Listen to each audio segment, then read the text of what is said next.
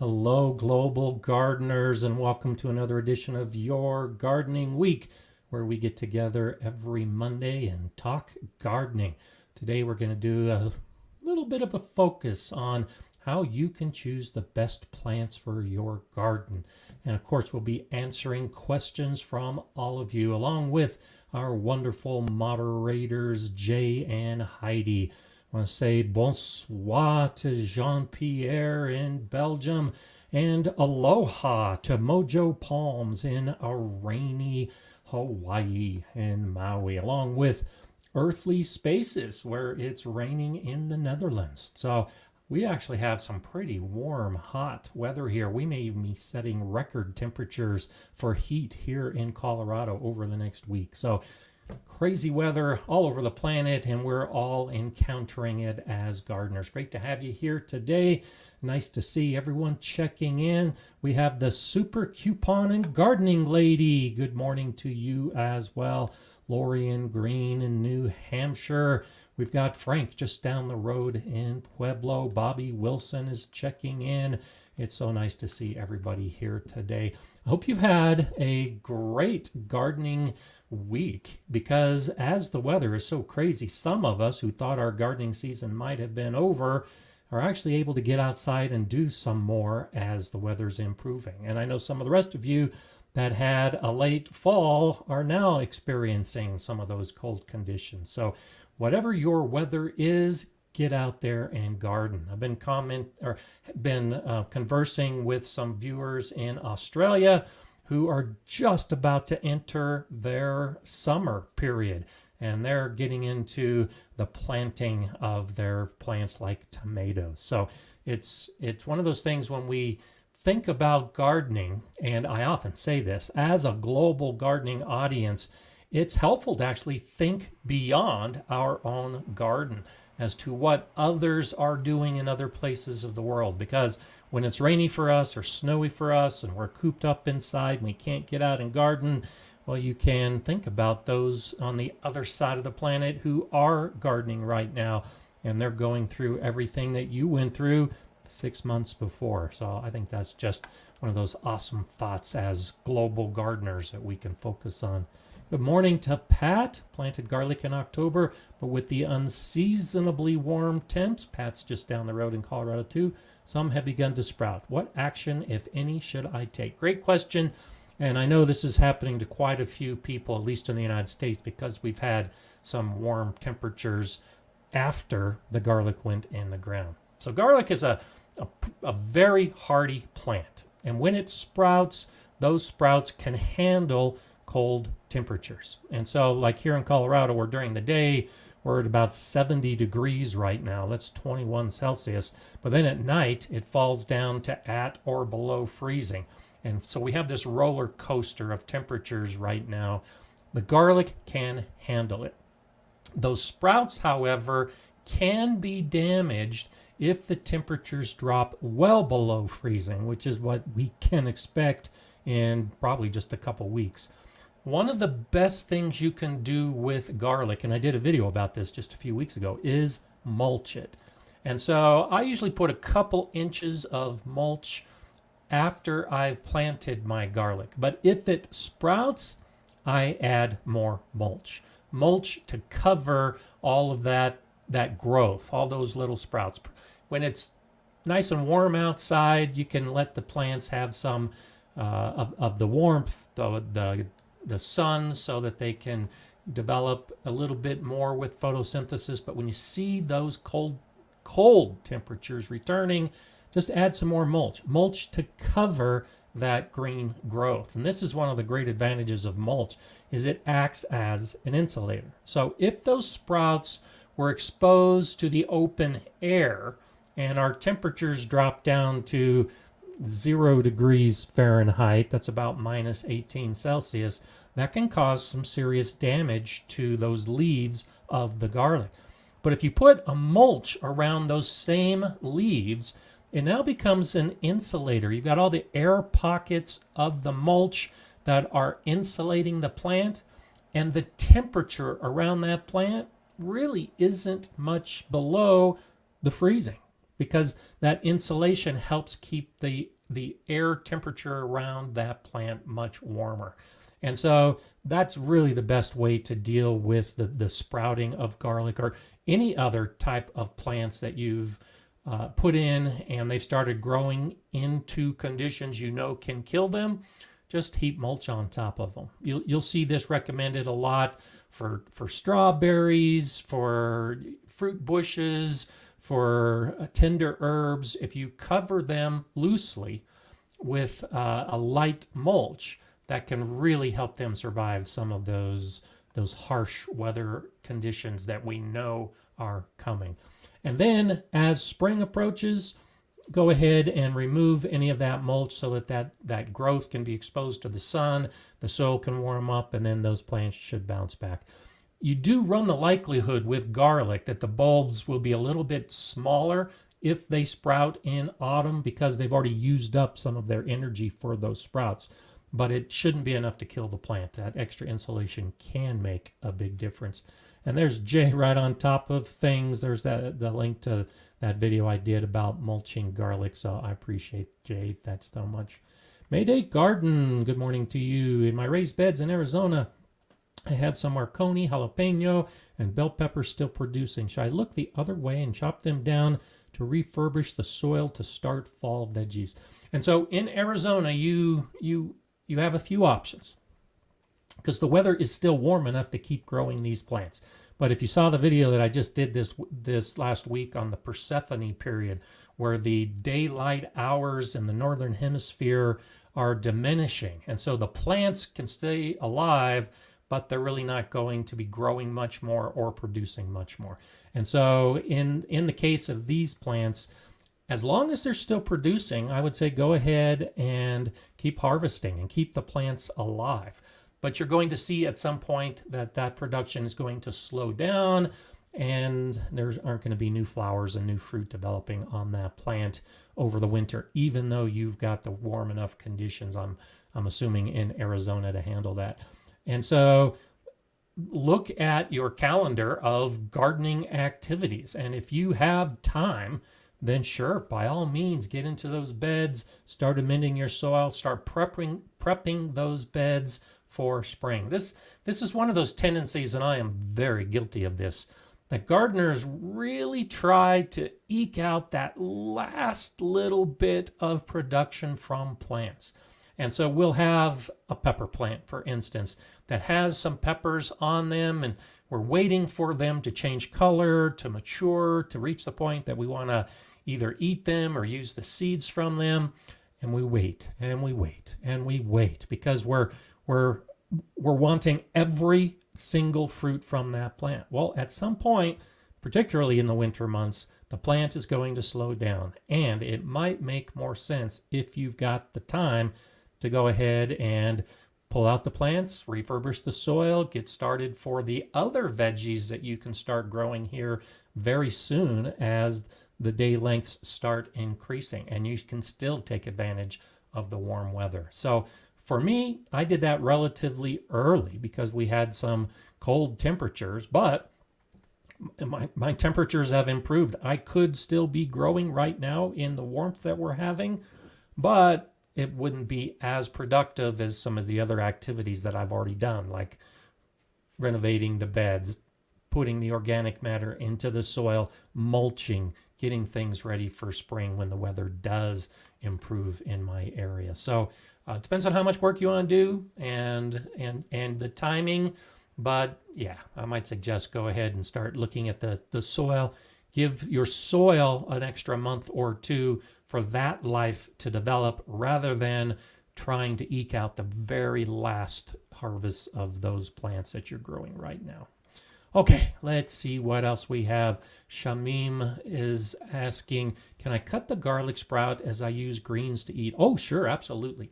Now, the thing about garlic sprouts in particular, and this holds true for most plants that are growing from the roots, where we might be harvesting the roots like we are from garlic.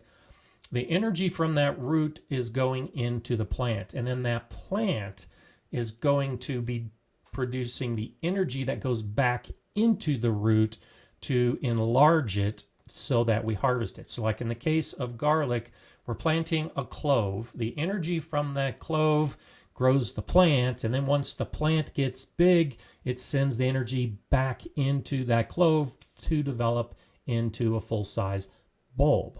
Well, if you start harvesting some of the greens off of a young garlic plant, you're cutting down on some of the energy that it's going to be sending back down into the roots to develop the bulb. So I have a good friend, gardening buddy Jason, that I've mentioned occasionally, and he grows garlic for the purpose of harvesting the young greens from the young plants, fully knowing that he's not going to get full bulb development on that garlic. But he's not growing the garlic for the underground bulb, he's growing it for the greens.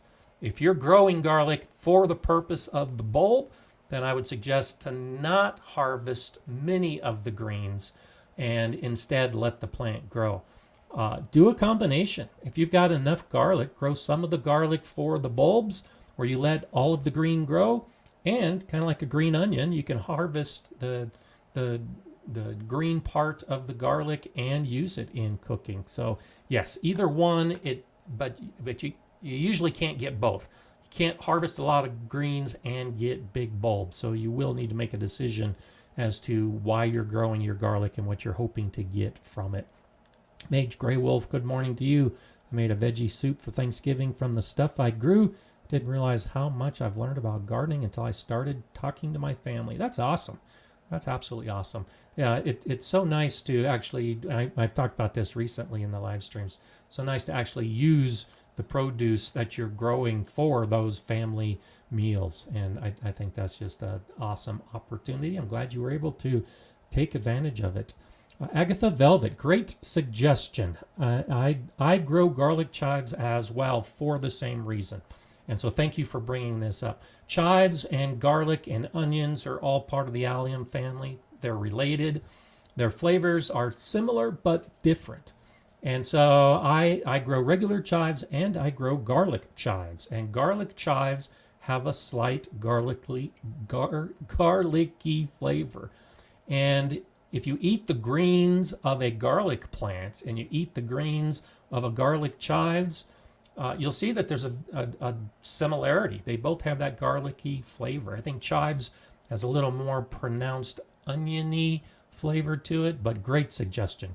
Grow garlic chives. And garlic, I love garlic chives.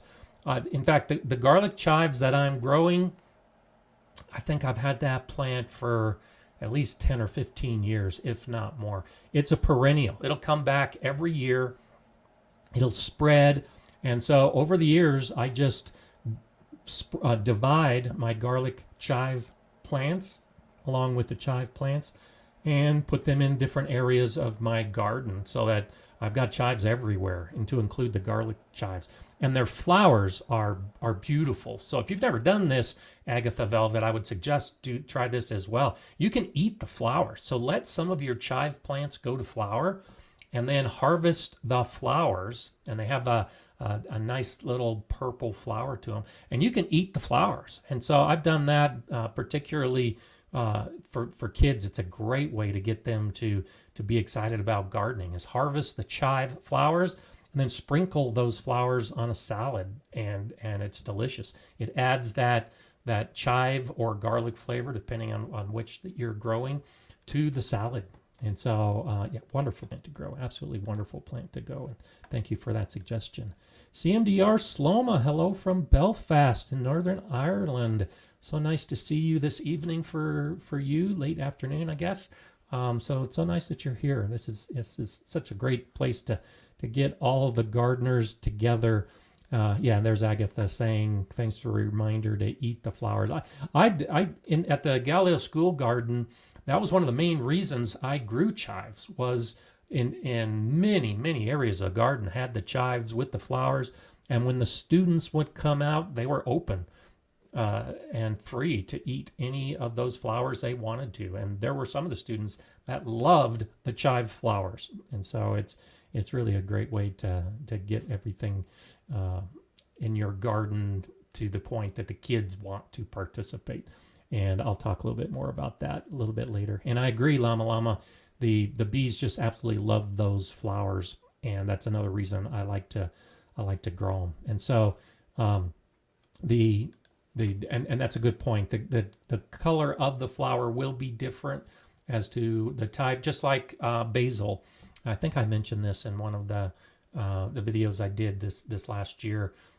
You can have plants from the same family that are very similar, but the flowers will be different. So garlic chive flowers are different color than the normal chive flowers, and like I showed in that video, basil flowers are all different colors as well, depending on the type of basil. So yet another reason to grow a variety and let them go to flower, so you can see those kind of things. And that's a great lesson that you can share with your gardener friends as well. Hello, Carolyn Medina in Centennial, Colorado, just up the road, the opposite direction from Pat and Frank. So nice to have you here. Carla is saying pumpkin banana bread sounds good. That does sound good. I still have one sugar pumpkin left that I need to use, and I've made banana bread for years, but I don't know that I've ever made a pumpkin banana bread. So you've got me thinking about that. That's definitely something to think about. Shamim Sufi is wondering, can we grow ginger the same way as garlic? They're very similar, yes.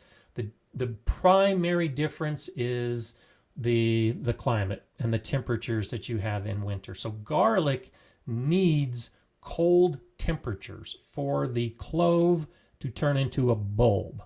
And so garlic will overwinter in the ground, and it needs that cold temperature. Ginger can't handle the cold temperature like garlic can. So for those of you who might be living in a warm region where you can't grow the garlic, you can grow the ginger, and it's very similar. You can put it in the ground, you let the shoots come up, you can eat the shoots of the ginger, or wait until you're harvesting it for the ginger root. And a key difference, I mean, they're completely different types of roots, but the nice thing about a ginger root is that you can propagate the plant from the root. And so you break off pieces of the ginger root, and you can continue growing ginger in other areas. Whereas actually the main plant can continue to grow. So you can actually have the main ginger plant growing, dig underneath, break off some root, try not to disturb the main plant. The main plant will continue growing. Then you plant the new root in another area. The garlic, you have to dig up the whole bulb, break it into those cloves, and so you do lose the original plant with the garlic. But the way they grow, very, very similar. And that's a good point, that some of us can grow garlic and others of us can not. Some of us cannot grow ginger and others of us can. And this actually ties in with the theme of the day, because I wanted to talk about how we choose the best plants for our garden. When we're choosing those food crops, what do we take into account to grow those food crops? And this is a key part of it. What will grow? What will grow in your garden is a better choice than what won't grow in your garden. And I know it sounds quite simplistic and it's pretty basic, but there are so many gardeners, particularly new gardeners, who are watching YouTube videos, and they see someone in San Diego, California, who's growing ginger and shows how to grow ginger, and those videos are out there, and they live in a place like Lake Huron, Canada, or Colorado in the United States. Well, we can't grow that same plant in our conditions. It just doesn't match. But then you see videos like I do where I talk about growing garlic and how to grow garlic, and you're a gardener that is in zone 10 or zone 11. Well, you can't grow garlic the same way I do, because our weather is completely different. The temperatures make a big difference. So as you're selecting your plants, try to select the plants that match the area you live in, which is why I always suggest trying to develop that local network of experienced gardeners so that they can help you out as you select your plants. And so the temperature is just one aspect of it. Another aspect is the soil you have, because there are different plants that match different pH levels of soil. You don't see me doing a lot of videos on how to grow blueberries and lingonberries, because blueberries and lingonberries need an acidic soil. I don't have an acidic soil, so I'm not able to grow those plants. I would love to be able to grow blueberries. And in my early days of gardening, before I understood the differences of soil pH as they apply to specific plants, I bought a blueberry plant, put it in the ground, and it died a year or two later. It just didn't do well because I couldn't match my soil to that plant. I know more now, but that's one of those things to consider. I have great success with raspberries. Raspberries prefer an alkaline soil. So if you have a very acidic soil and you're trying to grow raspberries, you might not be as successful, but you're probably growing great blueberries. So think about those things outside the picture in the catalog or the video you're watching when you choose the plants that you want to grow. And I was thinking recently about a question: is there one food that every gardener can grow? And it's difficult to say that every single gardener can grow the same plant, because plants do better in certain types of soil as opposed to others. They do better in certain temperatures as opposed to others. I might choose beans as a plant that all gardeners should be able to find a variety of bean that they can grow. But it varies. I don't know anybody in the United States, any of my gardener friends in Colorado, any of the gardener friends I've had over the years, I don't know any gardener personally who grows broad beans. But I see all the time videos from the UK where those gardeners are growing broad beans, because broad beans do extremely well in the UK. Here in the US, we tend to grow the smaller beans, the green beans that grow up the vines, the pinto beans, those type of beans. And so this is an example of, we can all grow a plant like beans, but the type of bean we grow is probably going to be different from one part of the world to another. So look for what beans you can grow. And now you're growing a common type of plant, but the variety may be different. Peas are the same way. Many of us can grow peas, but they don't do well in all regions, particularly very, very warm regions. Potatoes are another plant that most of us can grow, but it's the same idea. You have to find the right type of potato that will grow in your environment. And so if you know of a plant, go ahead and put it in the comments, a plant that you have great success with in your garden, but that you know or you've heard other gardeners have problems with. And so, like, for instance, in my garden, like I talked about the raspberries, I've got great success with raspberries, but I know lots of other gardeners who can't grow raspberries as easily as I can. Carrots are a plant that do pretty well for most gardeners, but they do prefer some cool conditions in most stages of their growth. So if it gets too hot, even the carrots don't do well. But in my region of Colorado, we've got a very short window if we want to grow carrots, because if we wait too long and give those seeds the warmth to germinate that they like, then we're going into summer, and the heat of the summer can stunt the plant. But if we try earlier, then it's too cold and the seeds won't germinate. So carrots do pretty well in my region, but only if we target the planting time exactly. And so that's another aspect when you're choosing your plants. How easy are they to grow? If it's hard, if it's a challenge, then it might not be worth choosing that plant in your garden. I like easy plants. I like growing those seeds that I can just put in the ground, water, and the plant will pop up. Those are my favorite plants. Beets in my area do extremely well when I sow them in late spring. I have almost 100% germination, it seems, whenever I grow beets. So I love growing beets because it's so easy. Those are the kind of things I'm talking about. What grows easiest for you, and you consider it a success because every time you grow that plant, it grows well. I've talked about tomatoes before. I love my black Krim tomatoes. I had the best success with my black Krim this year as the bigger tomato, better than any other plant because it does well in my region. But when I try to grow the big beefsteak tomatoes, my season just isn't long enough. So I can't grow those plants because I can never expect that my season will last long enough for those plants that need 100 or 120 days to harvest for them to develop to that point of harvest. But I can grow these 72-day and 80-day varieties all day long, and they do great. That's one reason why cherry tomatoes do so well in my garden, because they don't take a long time to develop. When you choose your plants, when you choose your tomatoes, you have to take that into account as well. How long is your season?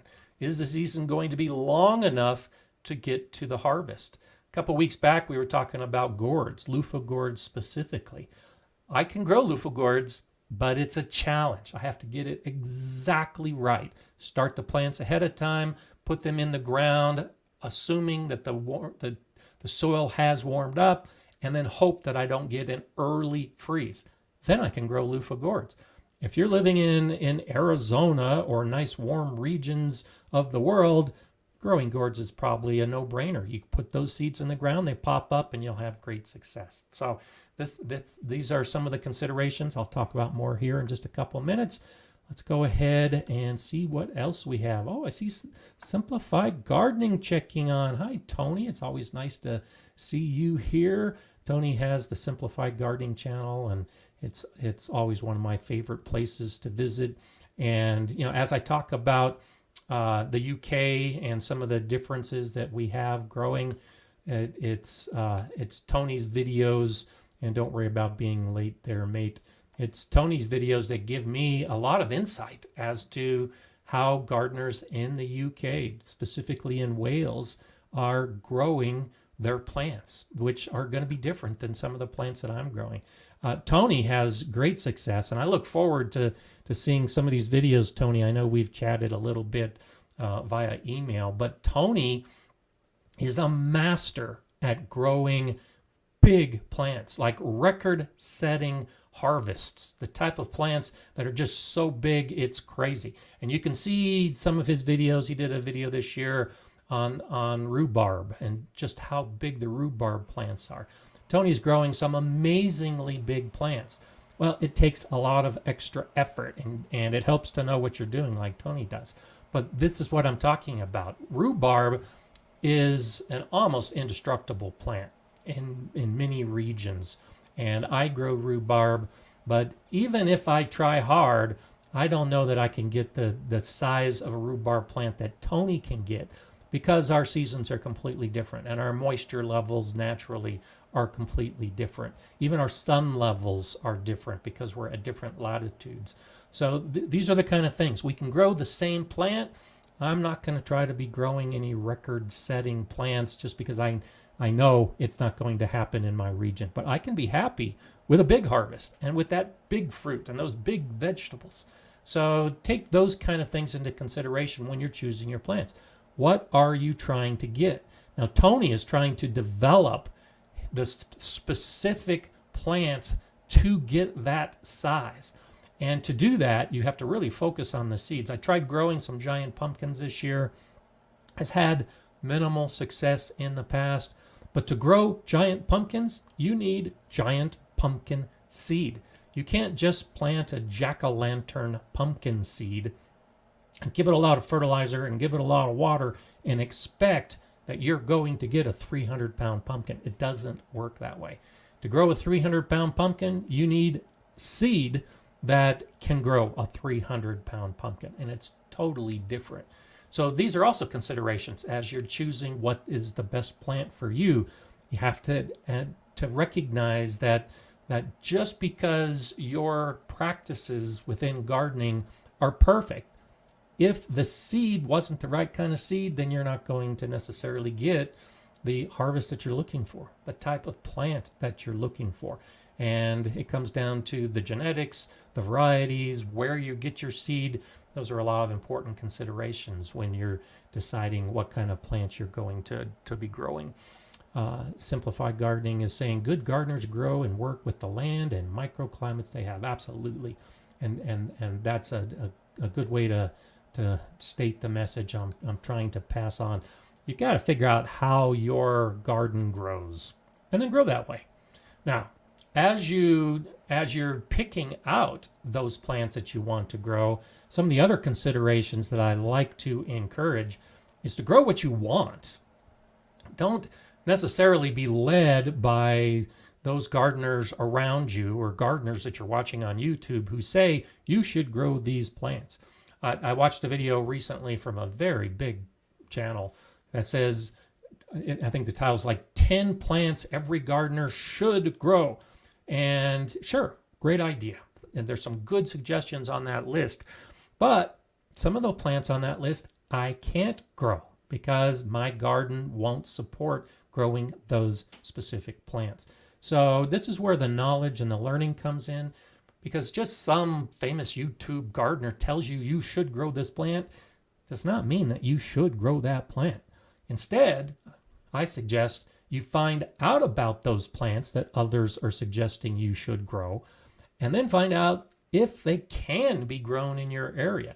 If you're not sure, go ahead and grow them and see if it happens. It might not have success with it.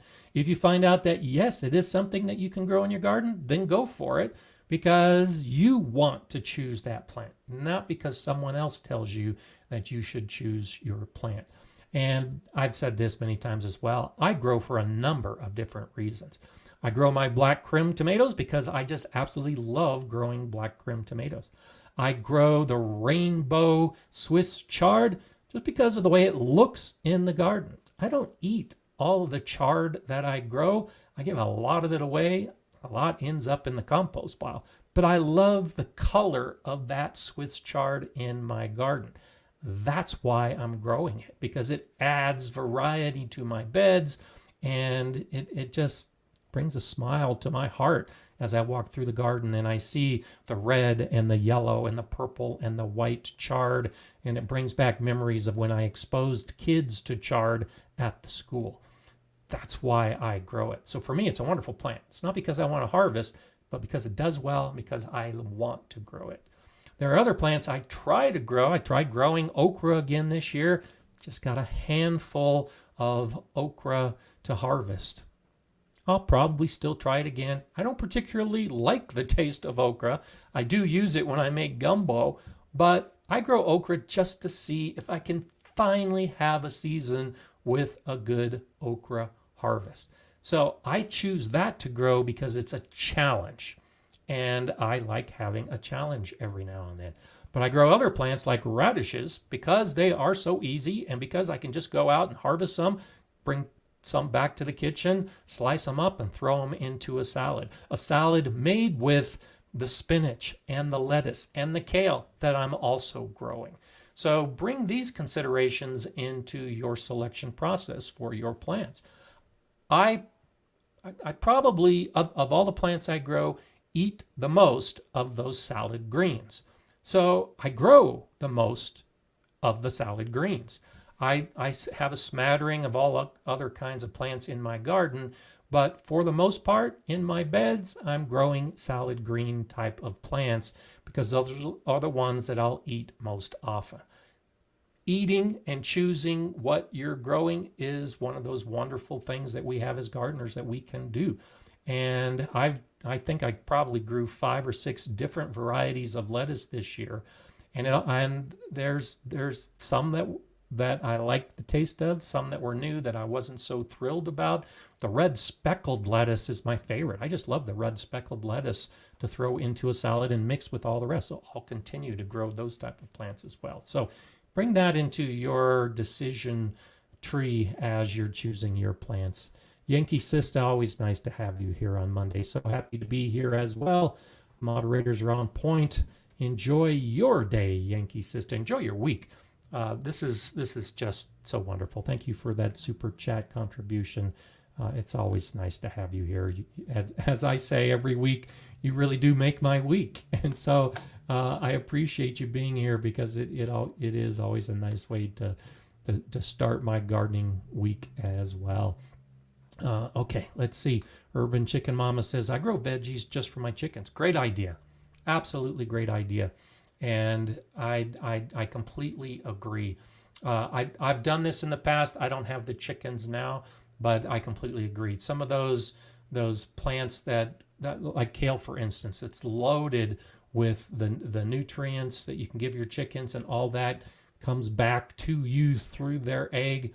And if you can give your chickens that fresh harvest, they're going to love you for it, and it's going to make them healthier as well. So great reason in plant selection.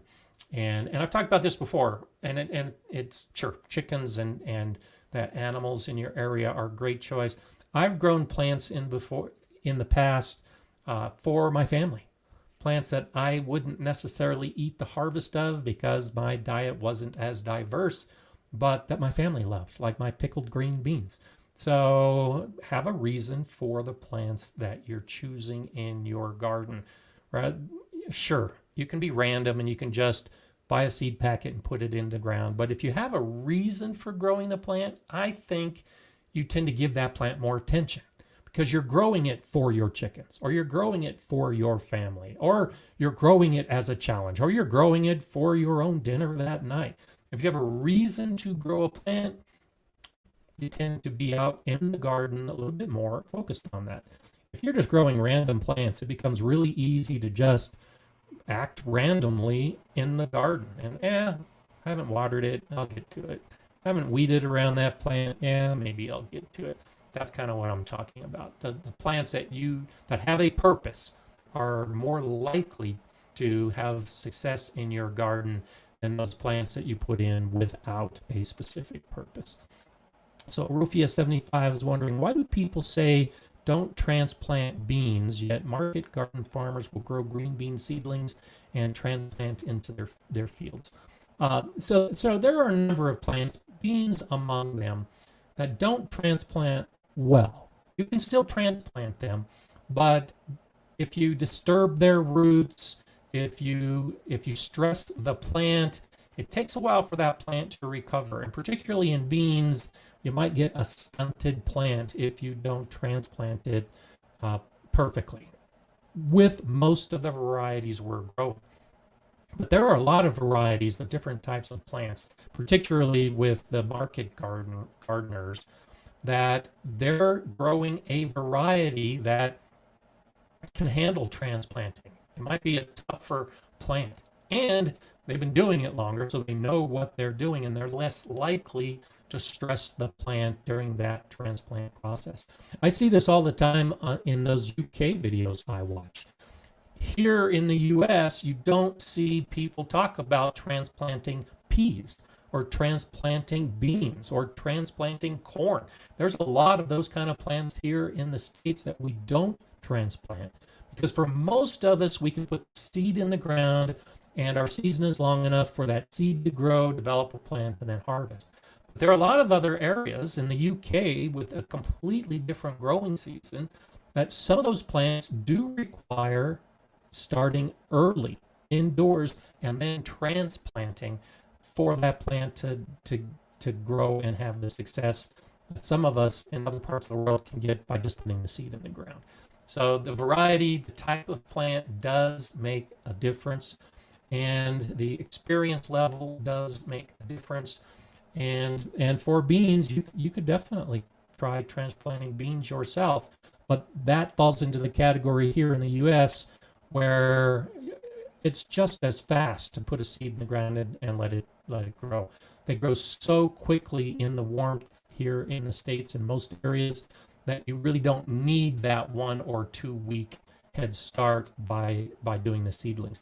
But when you're doing a market garden where you have limited space and you really want production, you can't afford the risk of maybe 10 or 20% of your seeds that don't germinate. And you want your plants perfectly spaced. And that's why the transplanting is an advantage for a lot of market growers, is because they can start a seed, and then when they transplant, they're only putting a plant in the ground. They're not putting a seed that may or may not germinate. So it tends to be more efficient for a harvest, to get that the maximum harvest that they can get. That's a big reason. I don't think it's absolutely necessary for most of us, but certainly try it. Certainly do testing for you and your garden, and grow some from seeds outdoors, some indoors, and transplant. And I did that this year, for instance, with my butternut squash. And so generally, I don't start my squash plants early because we have good weather, and my squash plants can be started from seed, grow, and give me a harvest within my season. So I don't usually need that 1 or 2 week head start when I start my squash plants. But I decided to do a test this year. And so I did start some butternut squash plants indoors, and then I transplanted them outdoors. And on the same day, I started the same butternut squash seed in the ground. And then I compared the plants. Well, I was actually a bit surprised by it. In the past, it seemed like the seeds caught up quickly to those plants that I had started earlier. But this year, I did notice that those butternut squash seedlings that I transplanted flowered and then set fruit earlier, long before the seeds actually sprouted and reached that point. And so I was harvesting the butternut squash earlier from those plants that I had started indoors and then transplanted. But the other plants that I started from seed caught up. They produced flowers, they produced fruit. I harvested from them as well. And I think it was about 3 weeks later that I actually got the harvest from those plants. The size of the fruit was the same. The size of the plants was the same. It's just getting that advantage of a week or 2 or 3 or 4, depending on the plant, if you started indoors. And so that may be another reason that market growers are starting seedlings and then transplanting, is it accelerates the harvest season for them as well. So a couple different considerations, and I think that's one of those things that that you might consider in deciding whether you grow from seed or grow from plant, or do both and do your own comparison as well. So, okay, it looks like there might be a slight feed problem with a slight fuzziness in the picture. Let's hope that clears up. It's more than likely on my end because it's Monday morning, and I guess my neighbors are using a lot of the text going back and forth. The flow of the line in my area, I don't think is as fast as the provider says the internet should be. So, okay, let's see what we have. Janny is saying, over 2 months, I begin to seed peppers inside. Yeah, I'm at about that point as well. And this is a really good point in choosing what to grow. If you want to grow from seed, and I strongly encourage that you grow from seed, so many advantages, chief among them the cost savings when you grow from seed. Recognize when they need to be started in your area. And so in my area, the pepper plants don't go outside until June. And typically peppers are started about 12 to 14 weeks before you put them outside. So for me, that's 3 months early. And so I'll be starting my peppers in late February so that they have March and April and May to grow into the plants that I'll put into the ground in June. But this year in particular, my peppers did great. But it's the same idea as the squash. I started thinking if the plants were bigger, then I would have had more growth, more flowers, and more fruit. They did take some time to grow in my soil to reach the point. And so this year, I think I may actually start some of my peppers in January or early February to see if I can get the bigger plants to transplant next year. And so I'm anticipating, just like you are, Janie, and looking forward that the seeds are going to be starting here for many of us just within the next couple months. The tomatoes don't take as long. In fact, you can actually run into problems if you start your tomatoes seeds too early, because then the plant can get really leggy. And so I saw this, also a bit of an experiment. I did some video on it, but ended up not releasing that video. I grew a lot of tomato plants early to see just exactly what would happen. The plants did great, but what happened was the plants did great. And so I had dozens and dozens of tomato plants under my grow lights, and they grew nice and tall, but they couldn't grow wide. And so the lower leaves and the leaves halfway down the stem really weren't getting enough light from my grow lights. Only the top of the plant was getting light, which meant only the top of the plant was growing. So extremely leggy, spindly tomato plants that I got because I started too early and I didn't have a big enough area for those plants to spread out and get all of the light they needed. So be careful for many of the plants you're growing if you want to start early. Pepper plants don't spread out as much, which is why I'm sure I can get away with growing more pepper plants earlier, whereas the tomatoes, the indeterminate varieties especially, just keep growing and growing, and they don't do as well indoors. So make sure your timing is right when you do make that decision. And yeah, Tony is saying not enough light when they get bigger. I mean, it's nice to have a 2-foot tall tomato plant, but not when it can't stand up by itself. So I did put a lot of those plants into my garden, but I buried a lot of the stem, and then I had to stake the stem that was above ground because they were so spindly. Whereas the tomato plants that I start on a normal 6 to 8 week before going outside cycle, they don't need staking. You can still bury them a little deeper, and they're strong and do well. And so it's all getting on the calendar, determining that you're going to be starting your seeds. And this is an important point. I've mentioned this in earlier videos. You don't start all your seeds at the same time. So when you're growing from seed, one day you're going to be starting your pepper seeds. A couple weeks later, you're going to be starting your tomato seeds. A few weeks later, you'll be starting your pumpkin or squash seeds, or your green bean or pea seeds, whatever it is that you want to try. So avoid that tendency of starting all your seeds on the same day if you're growing indoors, because they will be growing at different rates, and it is one of those things that you do have to be concerned about. So I'm sorry to hear that you're having some bandwidth issues. So let's hope that improves as we continue going. I'm just going to keep pressing forward, so we'll see what happens. Heidi is saying that setback is consideration with putting out large plants that you start from seed, and so lots of considerations. In fact, that's one of the reasons why I prefer to start from seed outdoors, is because I can put a seed in and then thin as necessary or stake as necessary.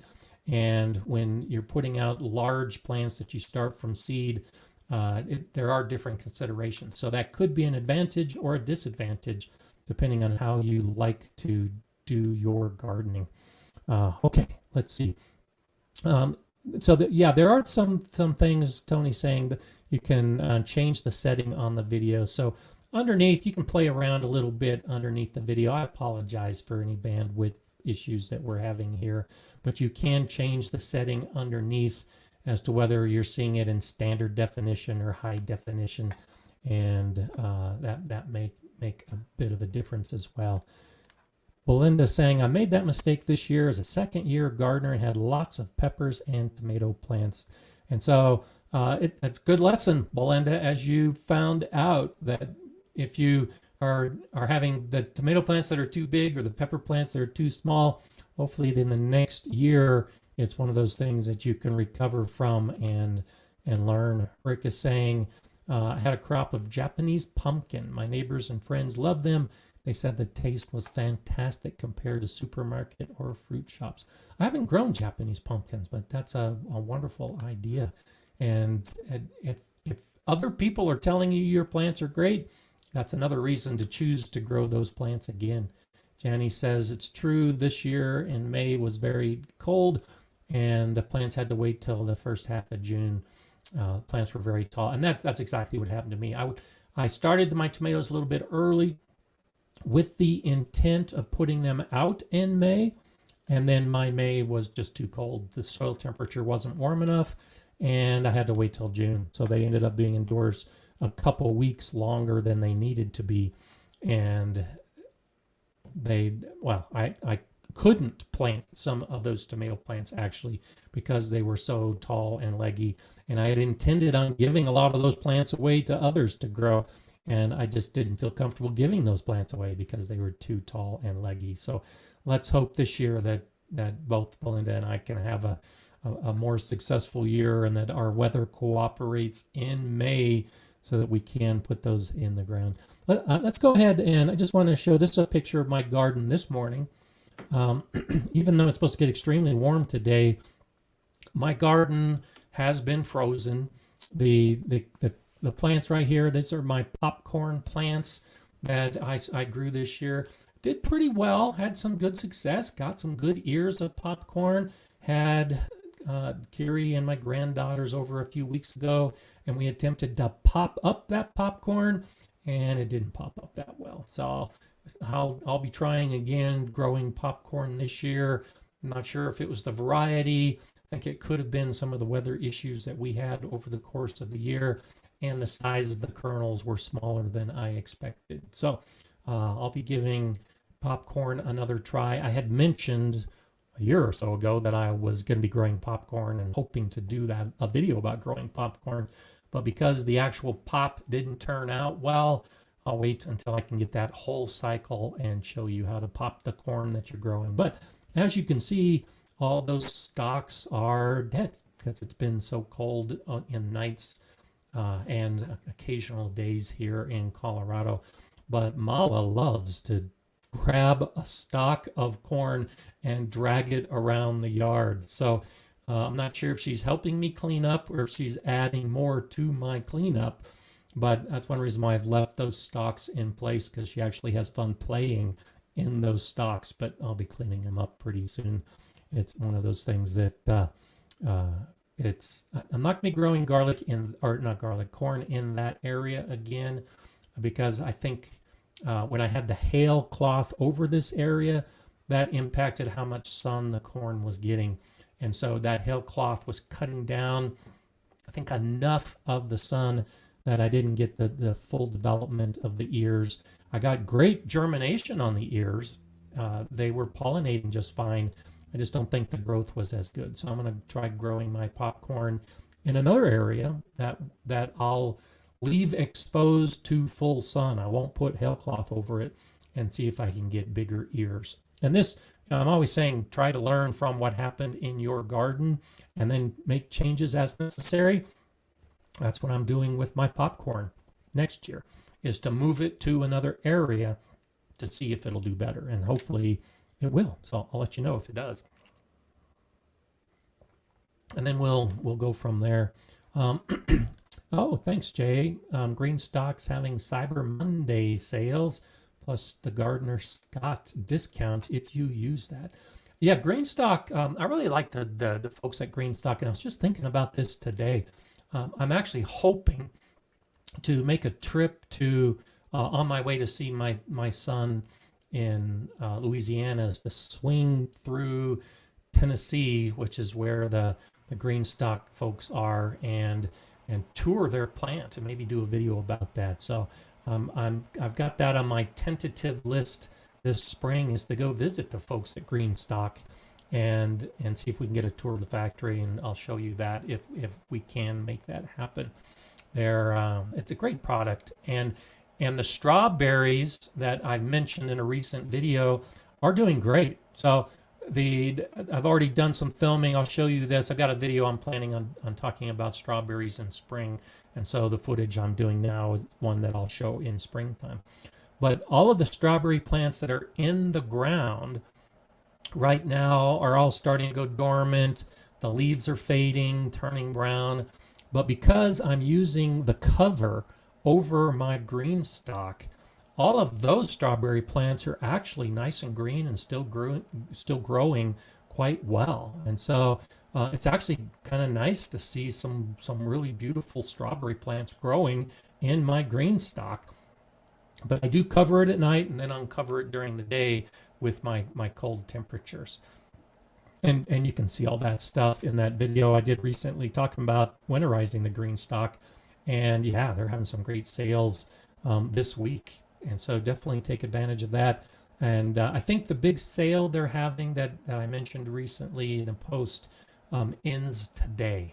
But there is a link below in the description here and on most of my videos if it is something that interests you.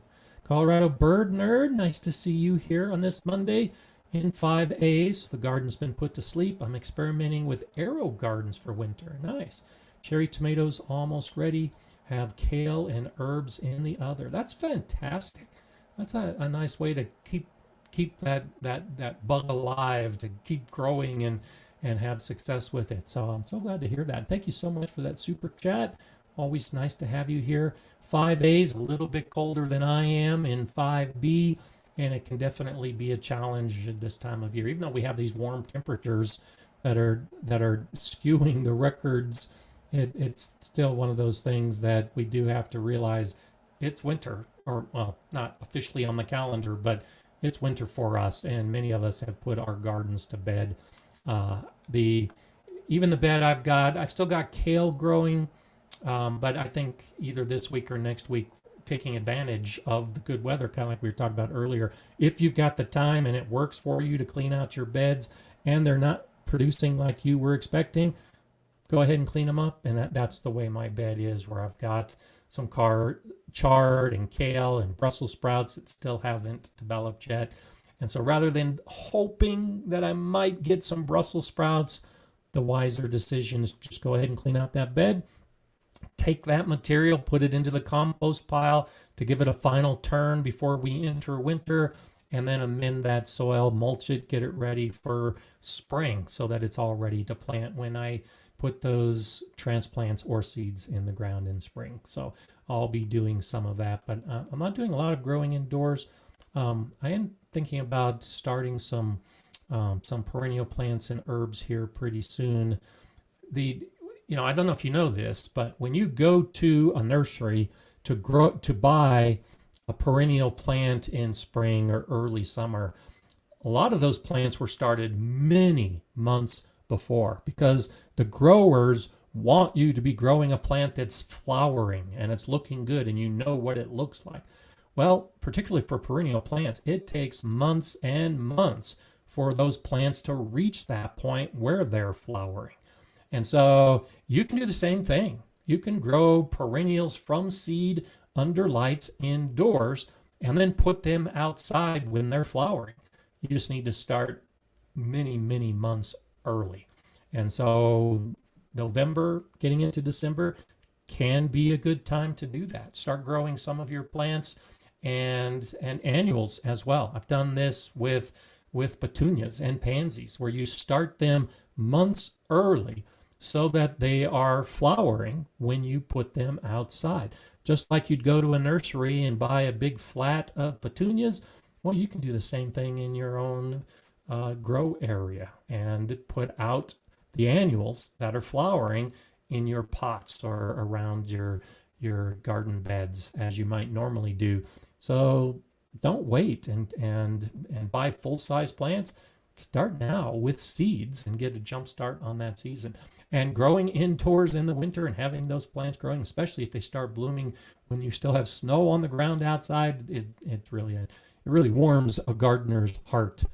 Nevada Bill, good morning to you. Nice to see you checking on. Always nice to have you here.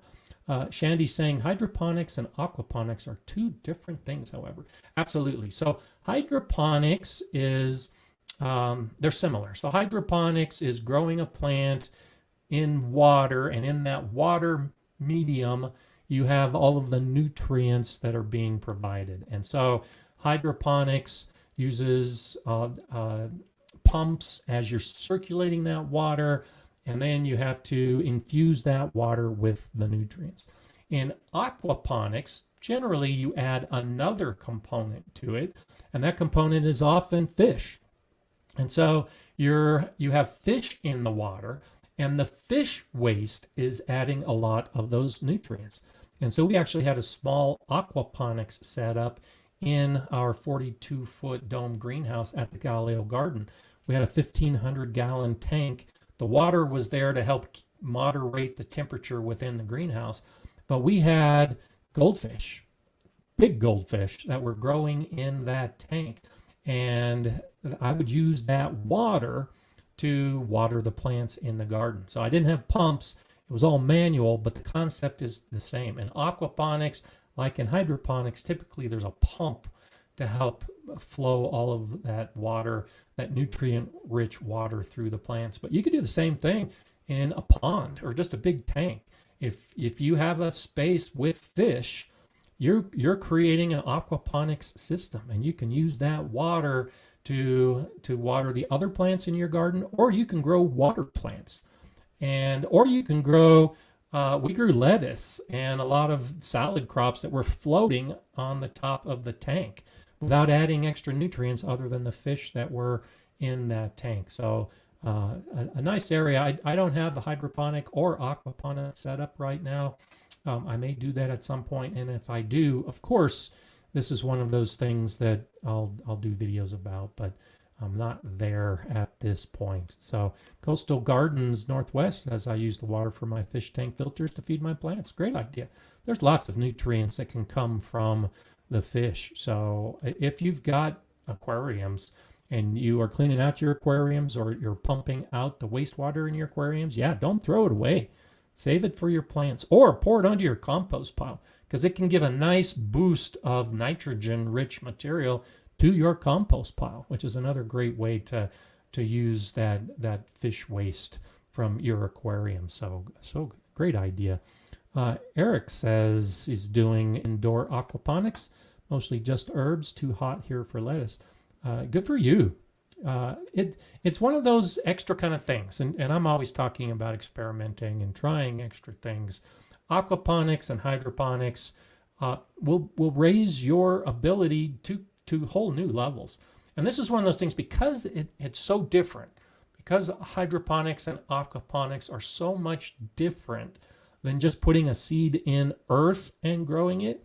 It can really expand your knowledge of what it takes for plants to grow, so that the seed that you do put into a bed, well, your knowledge will help that seed grow into a better plant, because you better understand what the plants need, what kind of nutrients they need. And so now you can really focus on your soil to provide those nutrients to those plants. So great way to branch out into new types of gardening.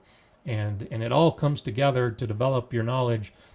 Same thing. If you have a good understanding of soil and soil life and how the bacteria makes those nutrients available to the plant, well, then when you start growing hydroponically, you have a better appreciation for the plant and the roots and how those nutrients really impact how the plant grows. So wonderful, wonderful idea on how it all goes together. Tuloco 16 is saying hydroponics is good. Just stay away from the you have to buy my solutions deals. You can mix your own very cheap. Totally agree. There's one of the things, particularly on YouTube. There are a lot of channels out there that do say, do it my way. And oh, by the way, I'll sell you that particular product. Sure. In the beginning, as you buy the tubes and the pumps and the pots and the containers and all the rest, if you don't have a good source and you're just starting out, having someone provide you all that material makes it much easier. And as you're providing the nutrients for the plants, sure, that same person will provide the nutrients. But yes, I totally agree. Take it to that next level and learn how the nutrients work, how they affect the plants, where those nutrients come from, and you can save huge amounts of money by doing it yourself. I do all that. The video I just did this weekend where I talk about free mulch, same thing. It's that idea. Learn how you can save money in the garden by harvesting your own leaves and grass clippings and make your own compost so that you can give the nutrients back to the soil rather than buying a compost that has those same ingredients in it. You can put it all together in your own yard, and you can also do the same with nutrients. I've talked about comfrey before. I've talked about stinging nettles before. There are lots of those kind of plants where the leaves are packed with the nutrients that plants need. And so if you make an extract from those plants, well, you can use that extract that is nutrient rich in a hydroponic system.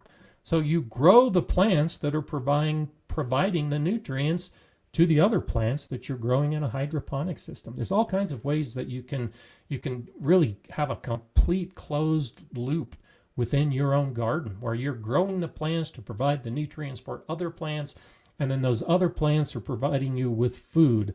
And then you take the scraps and put them in the compost to enrich the soil for the plants that you're growing, to enrich the plants that you're growing hydroponically. You see how it becomes a complete circle. And it's so cool when you can do that.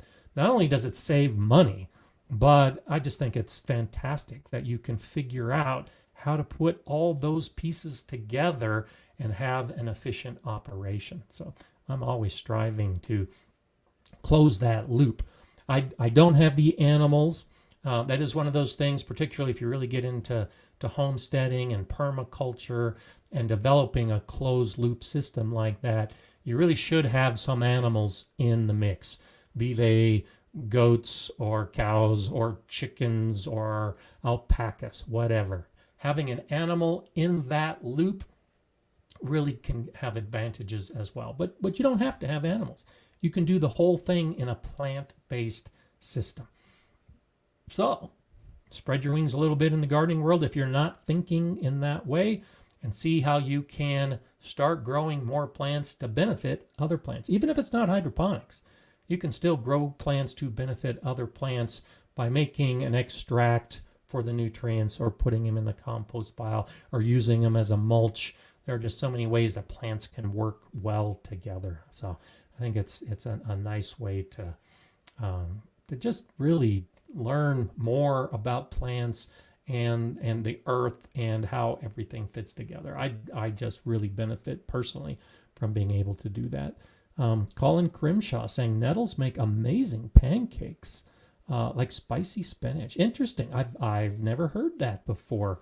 That might be something to try at some point, is to actually use nettles in pancakes. Interesting idea. I kind of like that. You guys give me so many wonderful things to think about when it comes to what you can use your plant for, and that's one of those things that Shanti's Garden is saying, what can you tell us about fermented liquid fertilizer that you can make at home with the Comfrey? So I don't know the Owen 5 SV Pike. The Bocking 14 is a common comfrey that you'll see that is recommended in a garden because it doesn't spread. The basic comfrey, the comfrey I have, if you let it flower, those seeds can sprout and you can have comfrey take over the garden. And so a Bocking 14 is the variety that most gardeners will tend to grow that won't spread. So, and you can find that in a search. There aren't a lot of sources for the comfrey seed, but you can find them if you do an in-depth search. And so I have a video about making comfrey tea, and what I do is it's a fermented liquid. And so I use a 5-gallon bucket. And the nice thing about an established comfrey plant is about 2 or 3, maybe even 4 or 5 times a year, depending on how long your season is, you can harvest just about all the leaves on the plant. And then you just pack all those leaves into your bucket, cover it with water, and then let it sit. And after about 3 or 4 weeks, it will have been fermenting, and those leaves break down pretty quickly and release all the nutrients into that liquid, into that water. And it becomes a very concentrated fertilizer.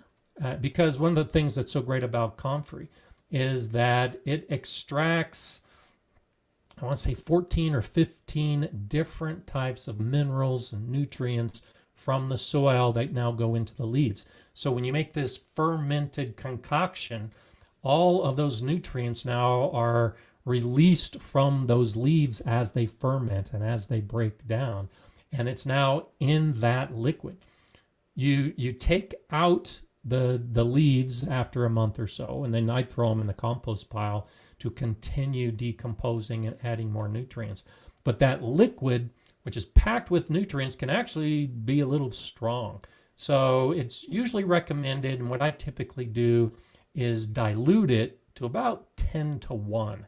1 part of that extract to 10 parts of water, and then you use it as a fertilizer. And at the school garden, we used it a lot on our peppers and our tomatoes because it has a pretty balanced spectrum of nutrients, micronutrients and macronutrients that your plants need. For storing purposes, because we wouldn't use it all at once. That, if you think about it, that 5-gallon bucket, which will give you about 4 gallons of liquid, well, that's enough to make 40 gallons of fertilizer. And so I would typically mix it in a 4-to-1 ratio. And so I would take a gallon jug and mix it 4-to-1, and that's what I would store on the shelves. And then when it came time to mix it, I would take that gallon jug and mix it into my 2-gallon watering can, if that makes sense, and add water to fill. So it ends up being close to a 10-to-1 ratio when I just take a jug that's already been diluted 4-to-1 and then put it into a 2-gallon watering can and then hand fertilize the plants that I'm fertilizing. Works great. Really nice natural fertilizer you can make for yourself. As I've talked before, if your soil is rich and full of life and organic matter, you probably don't need supplemental fertilizers like that one. But until you get your soil nice and rich and alive, that Comfrey tea really can be one option to use. And yeah, don't use it straight. Do dilute it, and it'll tend to be better. Okay, let's see. Mayday Garden is saying, I do a DIY fish fertilizer with cans of water-packed sardines from the dollar store. Works great. That's an interesting idea. I like sardines, and I usually get water-packed sardines. I hadn't even thought about that as an option. If as long as they don't have salt and other things mixed into them, if it's salted sardines with water, you might run into issues introducing salt into your garden. But otherwise, yeah, I think that's a great idea. And fish fertilizer, same type of thing. It has all those nutrients. Like we were talking about the fish waste from an aquarium or a pond. If you buy the fish fertilizer, it's just ground up fish guts basically and bones. But yeah, you can make your own from packed sardines. I think that makes perfect sense. Might even have to experiment a little bit with that. And it's one of those things that experimentation is great because you may discover something that you didn't know before. Okay. Janny is saying, I have a fermented tea that it's a year old. Can I still use this next year? Probably. A lot of it depends on what's in it. And so there nitrogen, for instance. So nitrogen will dissipate over time in a compost pile, in soil, in a tea. And so the minerals won't necessarily dissipate. They tend to stay pretty constant when you make an extract like that. And so I would say go ahead and use fermented tea. I've used it as old as 6 months before I make a new batch, typically when I was doing it at the school, and never saw any negative results as a result of that. You just might not have some of those macronutrients like the nitrogen that might have escaped into the atmosphere as it was sitting over time, but the overall fertilizer should still be fine. Jay saying, I've tried to convince local fishermen to give me fish guts to make a fertilizer, but no luck so far. Really? Maybe if you offered to clean the fish for them, you can keep the fish guts. You know, I'm surprised. There's more and more of that, and I wish more farmers and fishermen and grocery stores would recognize that a lot of we gardeners really want their waste. And even locally, Starbucks became relatively famous in the gardening community here in the States because you could go to a Starbucks and get their coffee grounds and use the coffee grounds in the garden. I've tried that at 3 different Starbucks locally near me, and none of them are doing that. In fact, they didn't even know it was an option, and so they don't do it. And I've gone to grocery stores and asked if I can have all of the waste that they're cleaning out when they replenish their produce section, and they don't do it either. So I wish you luck, Jay, in continuing that endeavor, and I'm sorry to hear that, but it doesn't surprise me just how much resistance we often meet when we encounter just a simple request of give me your fish guts so I can use it in the garden, and they're not willing to do it.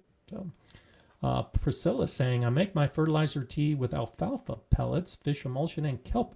My plants love it. That's awesome. I'm planning on talking about alfalfa in the springtime with the same basic idea. I'm not going to be talking about the fish emulsion and kelp, but how you can use alfalfa in your garden. Alfalfa is, when we talk about using plants to benefit other plants, alfalfa is a great example of a plant that is packed with nutrients, and you can get alfalfa pellets at a ranch feed store pretty inexpensively, and then use that alfalfa in your garden. And I really like the idea of using it in a tea with fish emulsion and kelp. So I think that's a great idea, and I'm sure the plants love it because there's definitely a lot of benefit that the plants will see with all those nutrients. Simplified Gardening says, speak to a local fishmonger, see if you can get the cut-off scraps. That's another good idea. We don't have a lot of fishmongers here in Colorado. I wish I could give that a try. But yeah, if you've got somebody near you, Jay, that you can find to recommend to others, then it's one of those things that definitely take full advantage of it. Look further up in the cycle. The fishermen might not do it, but the fishmongers who are processing that fish might. So I like that idea, Tony. Thanks for suggesting that. Mage Graywolf says, I've managed to get food-grade buckets from my grocery store by asking the bakery for them. Yes, absolutely great suggestion. I talk about that in the video I did a couple years ago now, where I talk about growing in buckets. And that's where I get my buckets too. As I go to the section of the store where there's a bakery, and most of the bigger grocery stores have a bakery, and their frosting buckets are food grade, and they just throw them away in most cases. And depending on the store, they might also have dough buckets, and they just throw those away. In my area, they are 4-gallon buckets, but still, I use those to grow plants, and I also use them for a lot of other purposes in the garden as I tote around. I actually make tea. When I make my Comfrey tea, that's the bucket I make the tea in. It's the one I get free from my bakery. So great suggestion on how you can get free food-grade buckets. I know there's a lot of gardeners out there who don't like using plastic in the garden because of the concern that it might leach or pose potential problems to plants.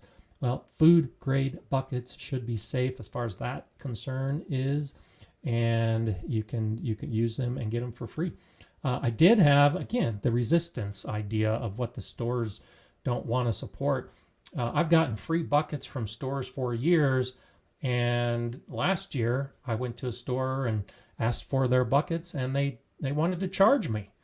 They weren't free anymore. Well, I said no thanks and went to another store where I knew they were still free. So you might hit resistance from some places on some of those free things, but there's somebody else out there that just doesn't want to cart them to the trash, and you can stick them in your basket and take them home.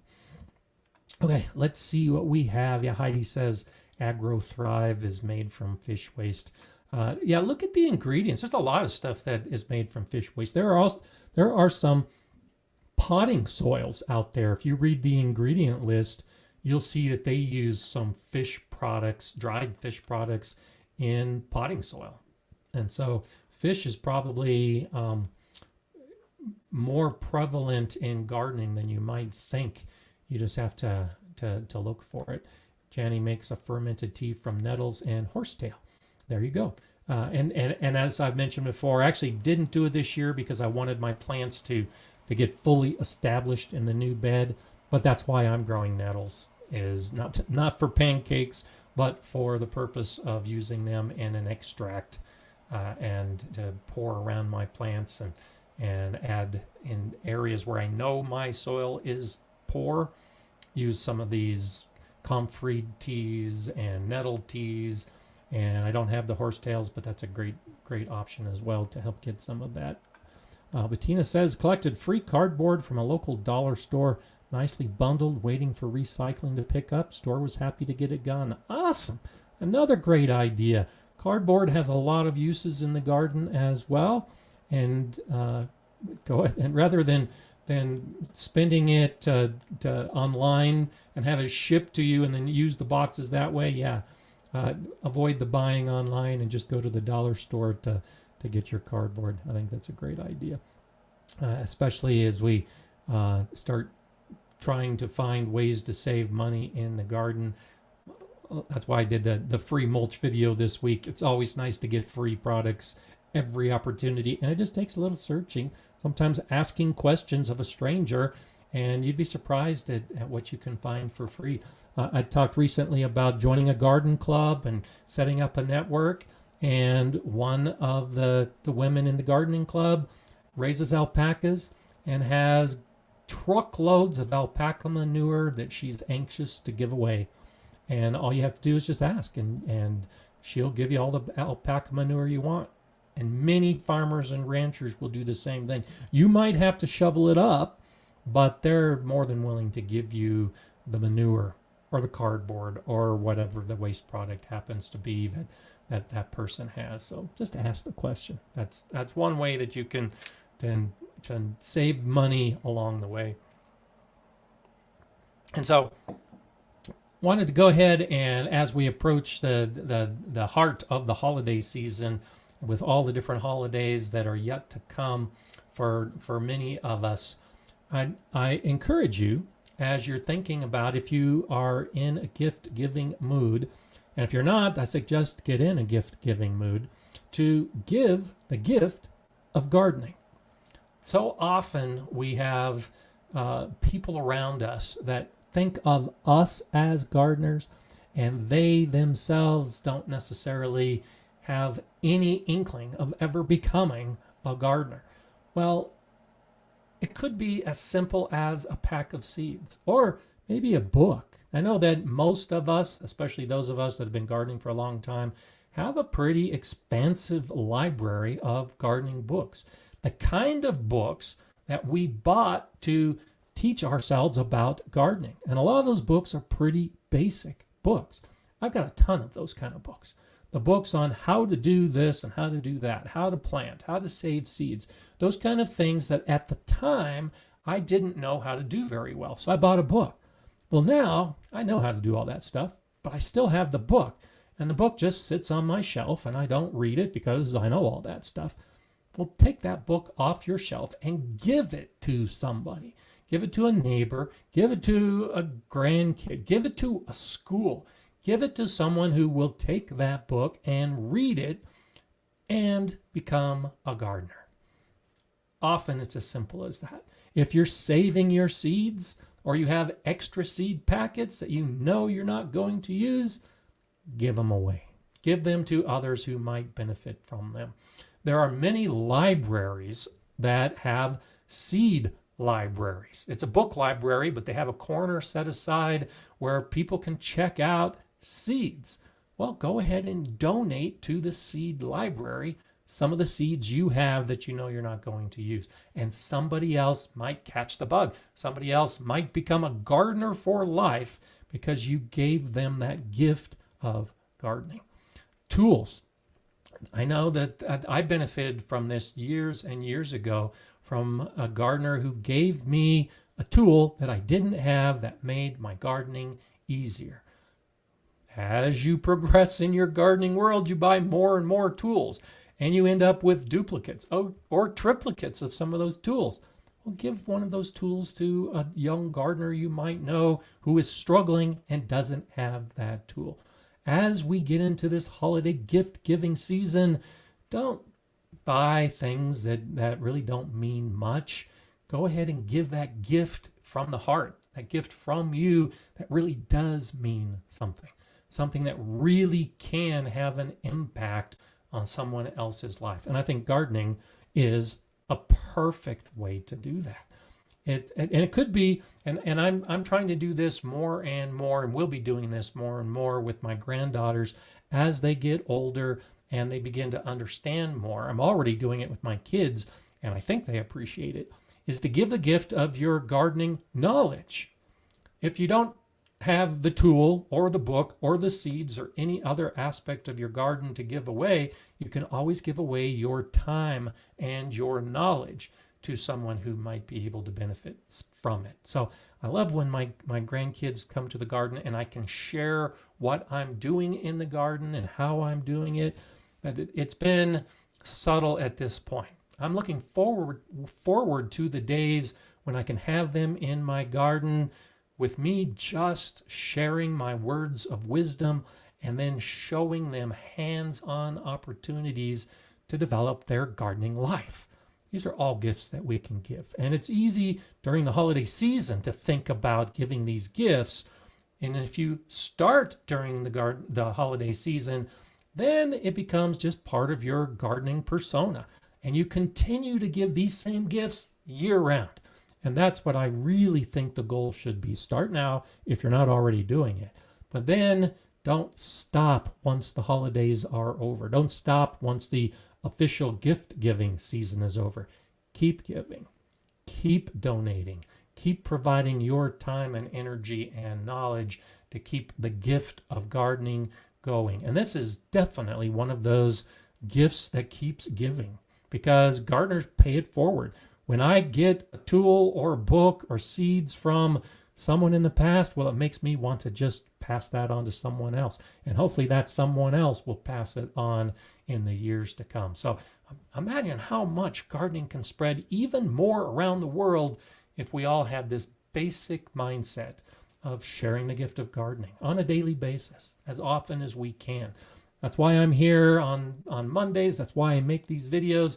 That's why I spend my time with you, because I'm trying to do this as well. Sometimes it's subtle, sometimes it's in your face, but I am trying to share the gardening message with you and everyone else so that you will also carry it forward and move it into the future when some of us are long gone, but the message continues and the message can grow as it moves forward. So look in your library, look in your seed box, look in your tool shed, and see what's there that you can pass on to someone else with a story, with some of that background and some of your knowledge.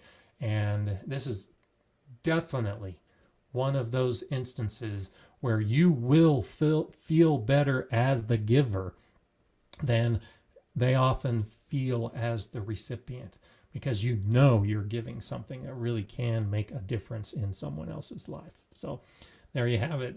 That's a bit of a philosophy point for the day, how you can spread the word of gardening and just make someone else happy and make yourself happy in the process. Give the gift of gardening. So always nice to have you all here, and I hope you all have a wonderful gardening week ahead. Look forward to seeing you here again next Monday at the same time on the same channel. Let's hope that the people that are home and using the internet won't keep the bandwidth down next week and we'll have a cleaner stream. But either way, I'll be here, and I hope to see you here too. I'm Gardener Scott. Enjoy gardening.